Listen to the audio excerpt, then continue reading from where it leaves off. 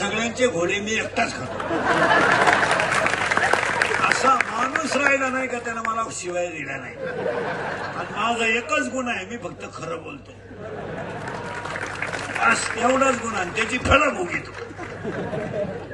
थोडं वेगळं कीर्तन आहे, पण काळाची गरज आहे. थोडं वाईट वाटतंय लोकांना, वायले डायरेक्ट बोलतो. पण आज पर्याय आज तिकडं लागलं. आज पर्याय नाही. थोडं पुढं सरकायचं आपल्याला. अभ्यासापेक्षा श्रेष्ठ ज्ञान आहे, ज्ञानापेक्षा श्रेष्ठ देवाचं ध्यान आहे. संपत्ती आणि दया कधी एकत्र येत नाही, पण आली तर तो माणूस देव झाल्याशिवाय हे ध्यानात ठेवा.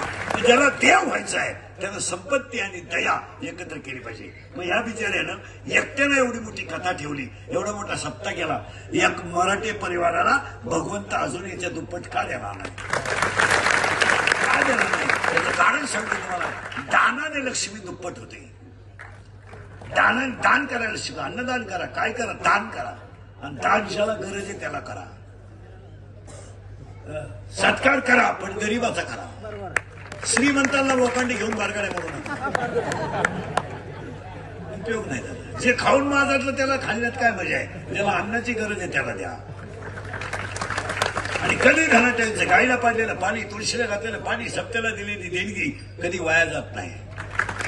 कधीच वाया जात नाही. वारकऱ्याला पाजलेला चहा, तुळशीला घातलेलं पाणी, गाईची केलेली सेवा, काळ्या आईची केलेली सेवा, कीर्तन करत घेतलेलं दर्शन, सप्त्याला दिलेला रुपया कधी फेल जाणार नाही.